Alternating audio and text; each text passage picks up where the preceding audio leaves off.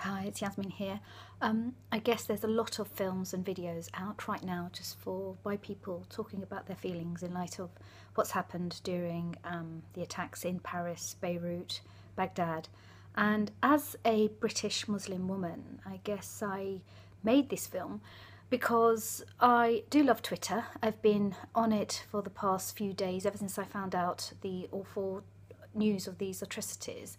And what's really shocked me is the level of Islamophobia that I'm seeing and racism. And I know that lots of people are writing, we're all talking, and we're all saying, what do we do next? And let's all unite. But I think it's easier said than done. Because actually, one of the things that's really missing is while we can all write, talk, etc., I can't see any action plan. I can't see anything being done to actually stem this.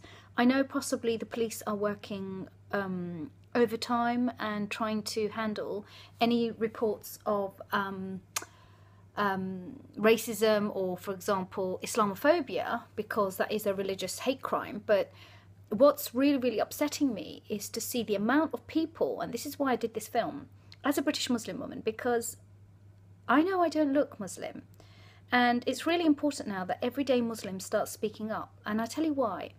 Because it's really shocking to see just how much and how awfully maligned our faith is becoming. But not only that, the constant personal attacks and disgraceful comments, often ill-informed, about Prophet Muhammad sallallahu alaihi wasallam, is really, really breaking my heart. And how, as a British Muslim, what do I do next? What can I do? And I guess I made this film because one of the things I guess I can do is explain to people, why am I Muslim? Why do I love? Because it wasn't always this way. I was born into the Muslim faith, okay? And as a young girl, I was force-fed. Yes, I was.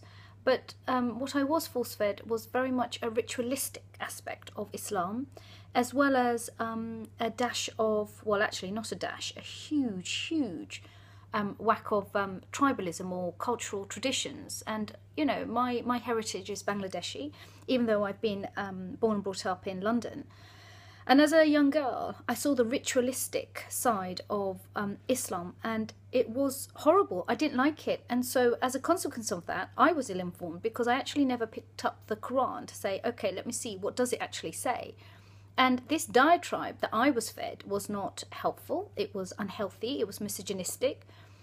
I write a lot about it on my website. But again, just coming back to why, because there were times in my life when I had a real crisis of faith, and I kind of like really, really embraced Islam again, because what did it for me is throwing out of the window everything I'd actually been taught and told about Islam. And I started with a blank page.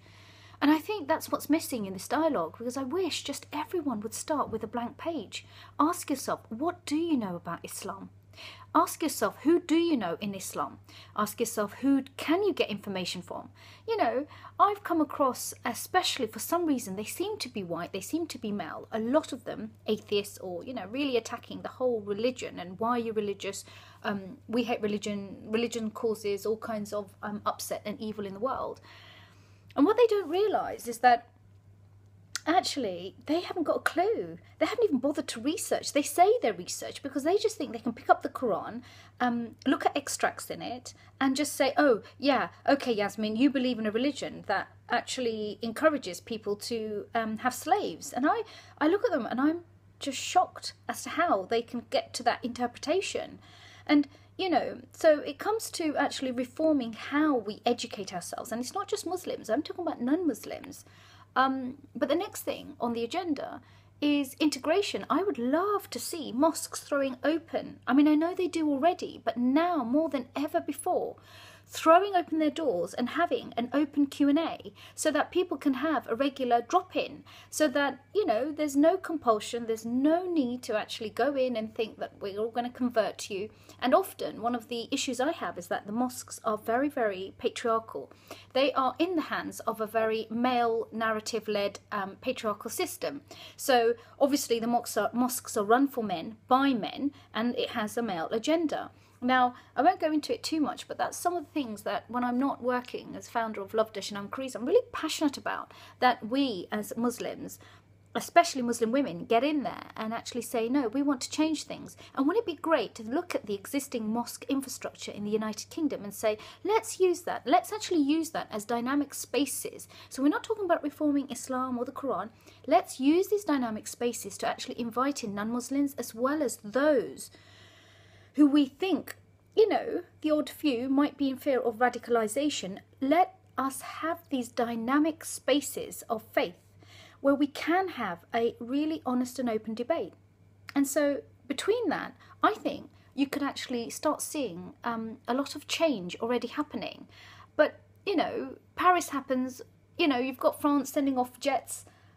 What next? What? Are we going to keep bombing? Because every single innocent life lost is a life too much for me. And after Friday night, I can begin to tell you, I could not sleep all night. And that's why I actually put my name to a statement that went out, because I remember being tapped via WhatsApp right in the middle of the night by a lovely chap who actually pulled the entire Muslim establishment, you know, together all through the night to say, hey, Yasmin, you know, do you want to add your name to this statement that we're going to put out?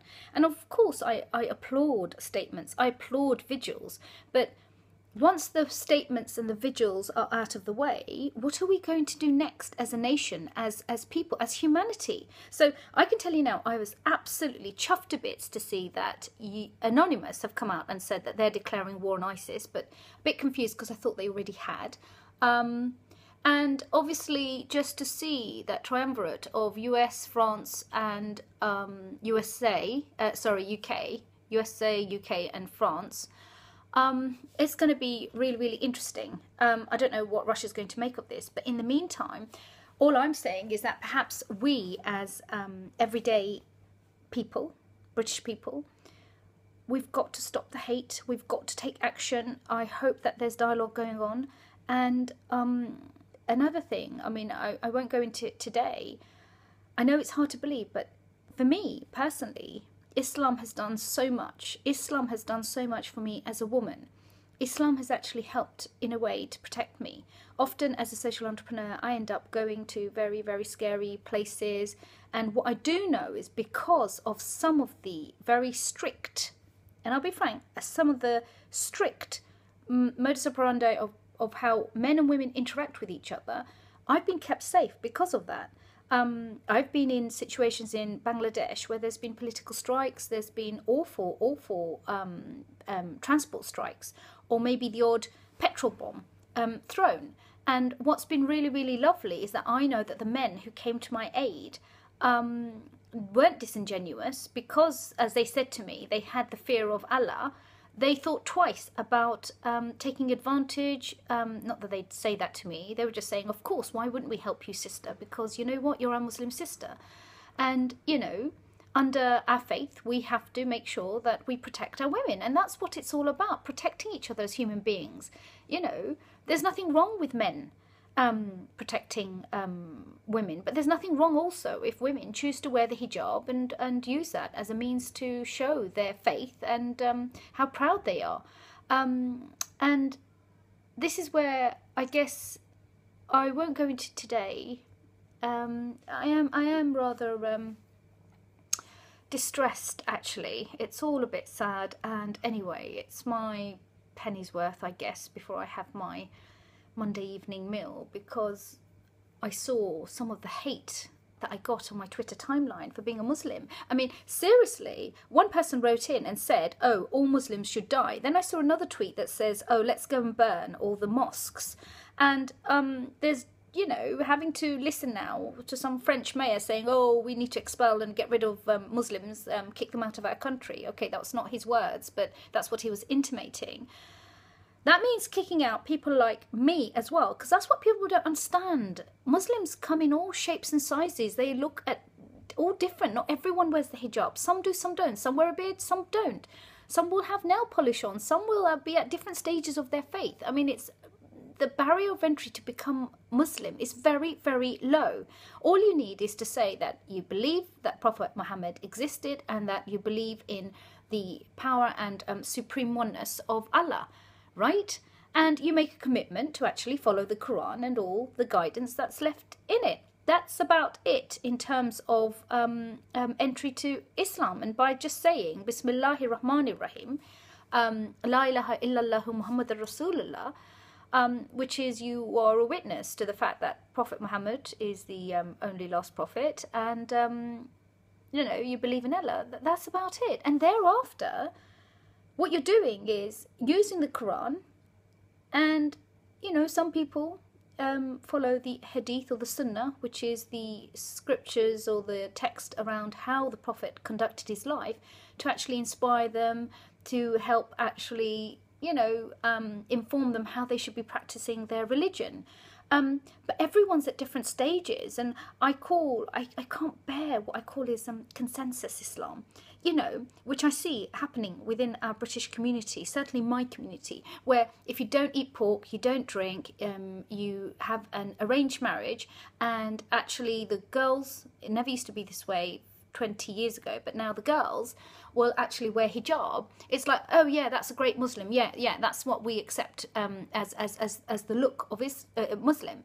That's so wrong. Anyway, I think I've rambled on enough. Sorry. Thank you for listening, watching, and pretty pleased actually, because I got this down to 11 minutes 32. Okay, thank you. Bye.